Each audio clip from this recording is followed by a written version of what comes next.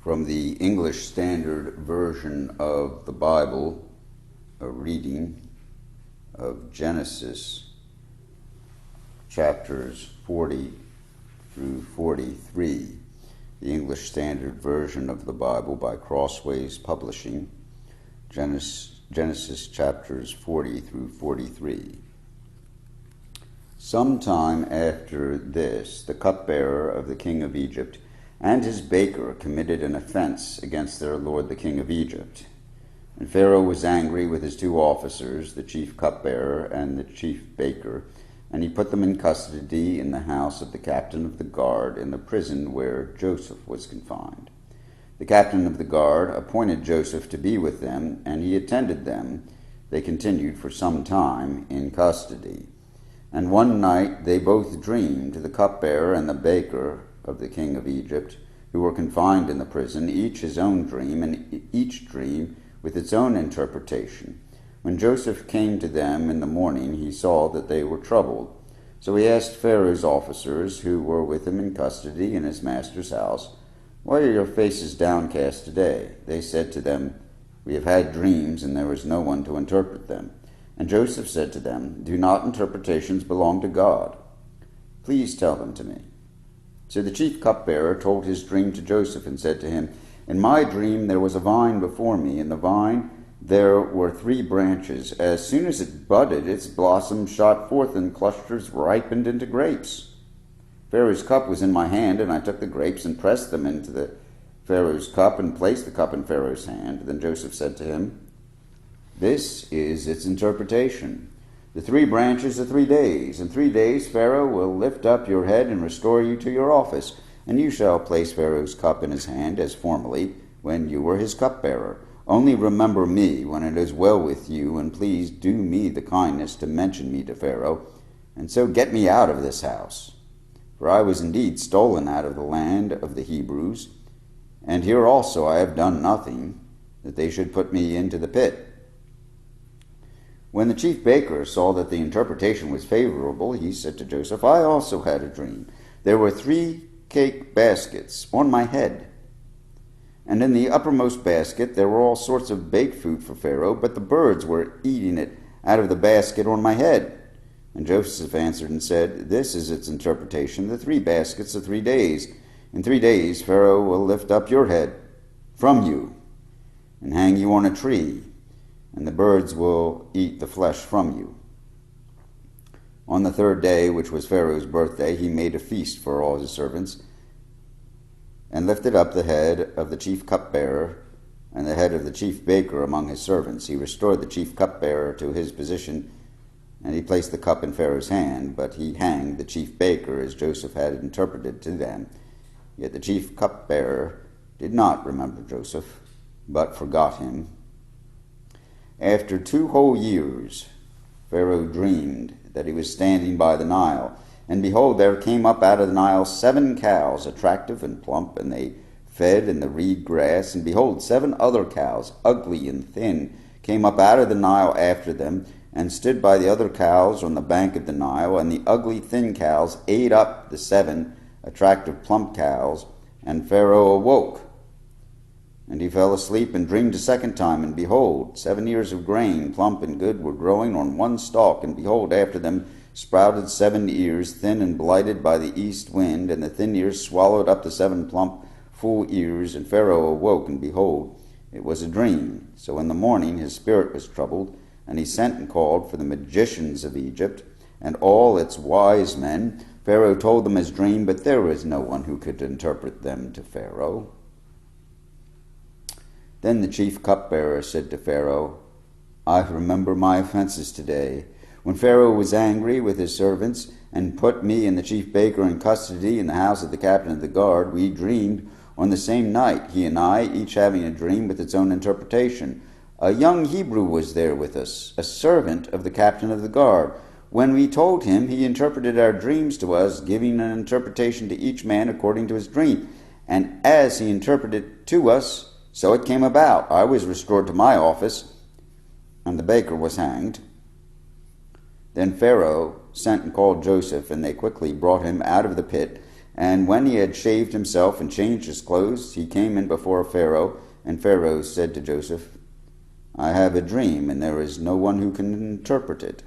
I have heard it said of you, that when you hear a dream you can interpret it. Joseph answered Pharaoh, It is not in me. God will give Pharaoh a favorable answer. Then Pharaoh said to Joseph, Behold, in my dream I was standing on the banks of the Nile. 7 cows, plump and attractive, came up out of the Nile and fed in the reed grass. 7 other cows came up after them, poor and very ugly and thin, such as I had never seen in all the land of Egypt.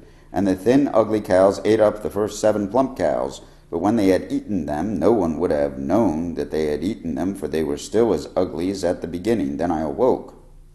I also saw in my dream 7 ears growing on one stalk, full and good. 7 ears, withered, thin, and blighted by the east wind, sprouted after them. And the thin ears swallowed up the 7 good ears, and I told it to the magicians, but there was no one who could explain it to me. Then Joseph said to Pharaoh, The dreams of Pharaoh are one. God has revealed to Pharaoh what he is about to do. The 7 good cows are 7 years, and the 7 good ears are 7 years. The dreams are one.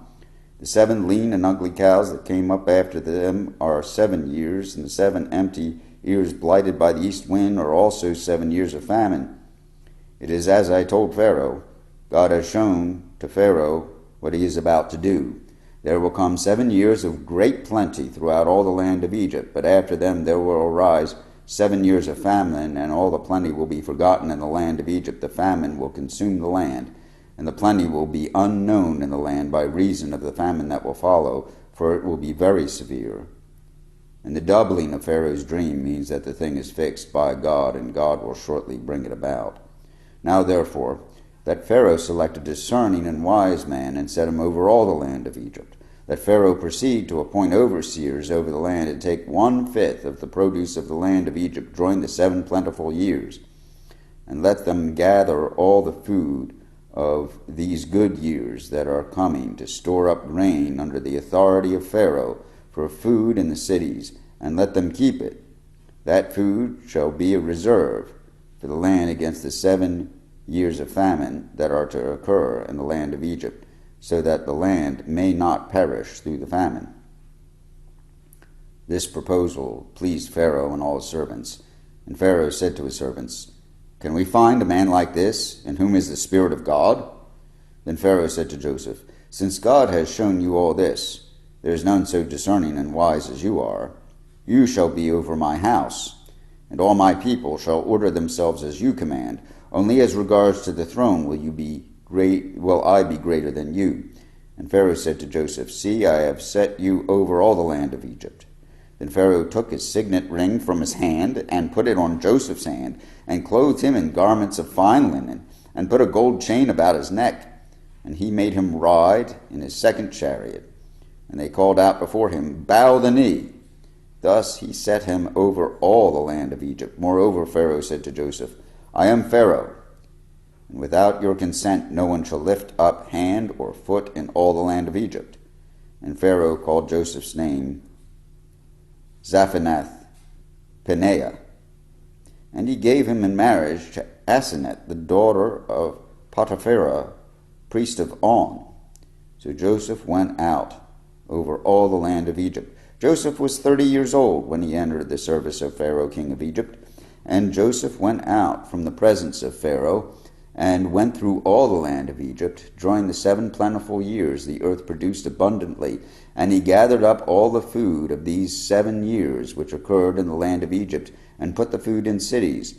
He put in every city the food from the fields around it, and Joseph stored up grain in great abundance, like the sand of the sea, until he ceased to measure it, for it could not be measured. Before the year of famine came, 2 sons were born to Joseph. Asenath, the daughter of Potiphera, priest of On, bore them to him. Joseph called the name of the firstborn Manasseh, for he said, God has made me forget all my hardship and all my father's house. The name of the second he called Ephraim, for God has made me fruitful in the land of my affliction. The 7 years of plenty that occurred in the land of Egypt came to an end, and the 7 years of famine began to come, as Joseph had said. there was famine in all the lands, but in the land of Egypt there was bread. When all the land of Egypt was famished, the people cried to Pharaoh for bread. Pharaoh said to all the Egyptians, "Go to Joseph. What he says to you, do."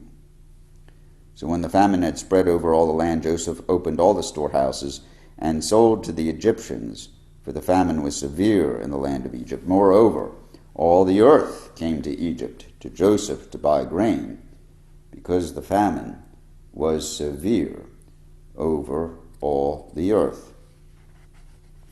When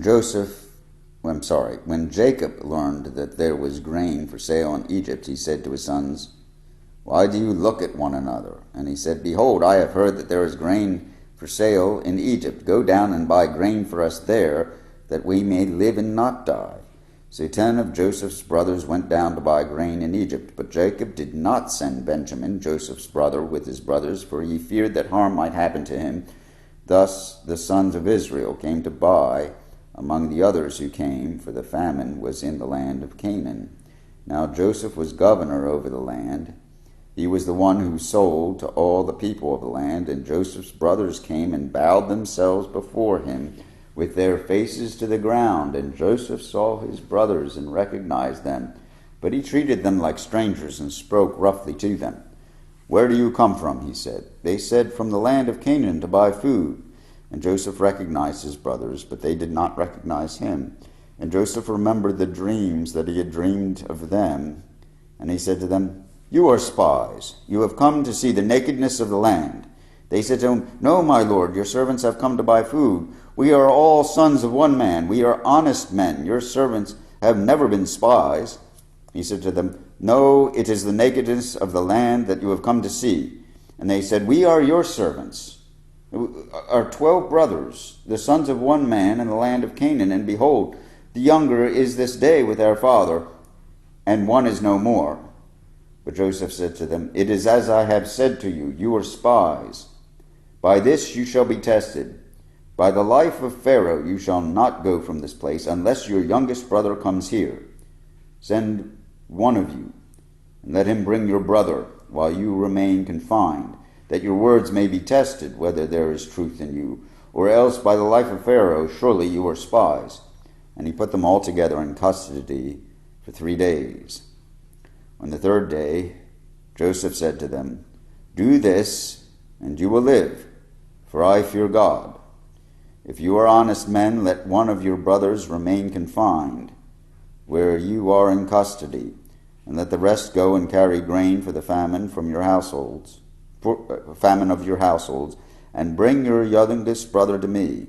So your words will be verified, and you shall not die." And they did so. Then they said to one another, "In truth, we are guilty concerning our brother, and that we saw the distress of his soul when he begged us, and we did not listen. That is why this distress has come upon us." And Reuben answered them, "Did I not tell you not to sin against the boy? But you did not listen. So now there comes a reckoning for his blood." They did not know that Joseph understood them, for there was an interpreter between them. Then he turned away from them and wept. And he returned to them and spoke to them, and he took Simeon from them and bound him before their eyes. And Joseph gave orders to fill their bags with grain, and to replace every man's money in his sack, and to give them provisions for the journey. This was done for them. Then they loaded their donkeys with the grain and departed. And as one of them opened his sack to give his donkey fodder at the lodging place, he saw his money in the mouth of his sack. And he said to his brothers, "My money has been put back. Here it is in the mouth of my sack." At this their hearts failed them, and they turned trembling to one another, saying, "What is this that God has done to us?"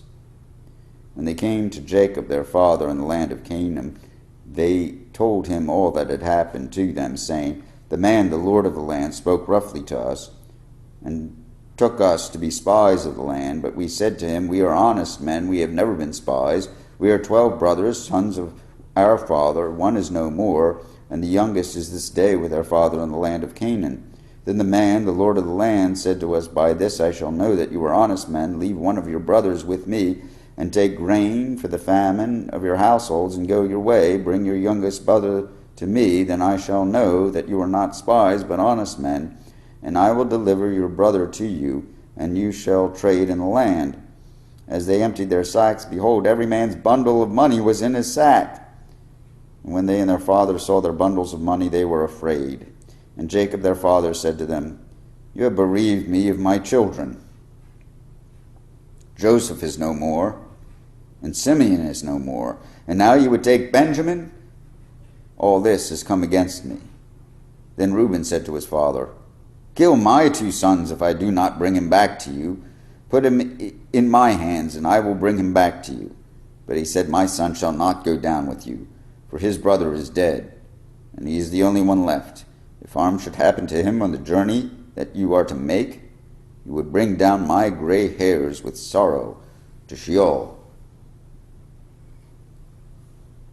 Now the famine was severe in the land. When they had eaten the grain that they had brought from Egypt, their father said to them, Go again, buy us a little food. But Judah said to him, The man solemnly warned us, You shall not see my face unless your brother is with you.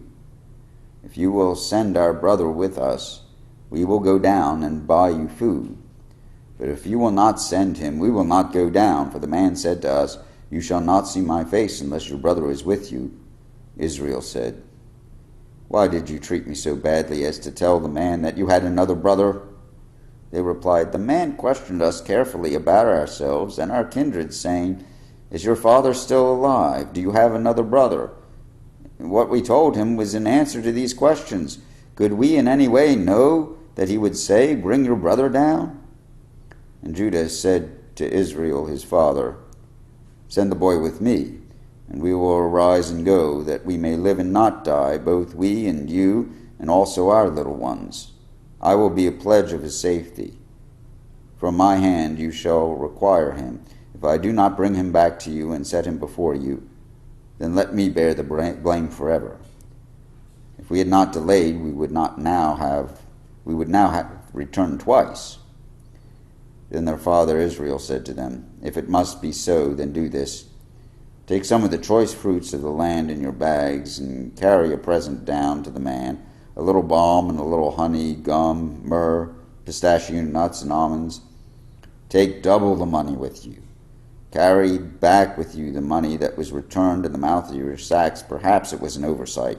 Take also your brother, and arise and go to the man. May God Almighty grant you mercy before the man, and may he send back your other brother and Benjamin. As for me, if I am bereaved of my children, I am bereaved. So the men took this present, and they took double the money with them, and Benjamin. They arose and went down to Egypt and stood before Joseph. When Joseph saw Benjamin with them, he said to the steward of his house, Bring the men into the house, and slaughter an animal, and make ready, for the men are to dine with me at noon. The man did as Joseph told him. He brought the men to Joseph's house, and the men were afraid because they were brought to Joseph's house. And they said, It is because of the money which was replaced in our sacks the first time that we were brought in, so that he may assault us and fall upon us, and make us servants and seize our donkeys. So they went up to the steward of Joseph's house and spoke with him at the door of the house, and said, O my lord, we came down the first time to buy food, and when we came to the lodging place we opened our sacks, and there was each man's money in the mouth of his sack, our money in full weight. So we have brought it again with us, and we have brought other money down with us to buy food. We do not know who put the money in our sacks. He replied, Peace to you, do not be afraid. Your God, and the God of your father, has put treasure in your sacks for you. I received your money. Then he brought Simeon out to them. And when the man had brought the men into Joseph's house, and was given them water, and they had washed their feet, and when he had given their donkeys fodder, they prepared the present for Joseph's coming at noon, for they heard that they should eat bread there. When Joseph came home, they brought into the house to him the present that they had with them, and bowed down to him to the ground. And he inquired about their welfare, and said, Is your father well, the old man of whom you spoke? Is he still alive? They said, Your servant, our father, is well. He is still alive. And they bowed their heads and prostrated themselves. And he lifted up his eyes and saw his brother Benjamin, his mother's son, and said, Is this your youngest brother of whom you spoke to me? God be gracious to you, my son. Then Joseph hurried out, for his compassion grew warm for his brother, and he sought a place to weep. And he entered his chamber and wept there. Then he washed his face and came out, and controlling himself, he said, Serve the food. They served him by himself, and them by themselves. And the Egyptians who ate with him by themselves, because the Egyptians could not eat with the Hebrews, for that is an abomination to the Egyptians. And they sat before him the firstborn according to his birthright, and the youngest according to his youth. And the men looked at one another in amazement. Portions were taken to them from Joseph's table, but Benjamin's portion was 5 times as much as theirs. And they drank and were merry with him. Here ends the reading of Genesis chapters 40 through 43 in the English Standard Version of the Bible by Crossways Publishing.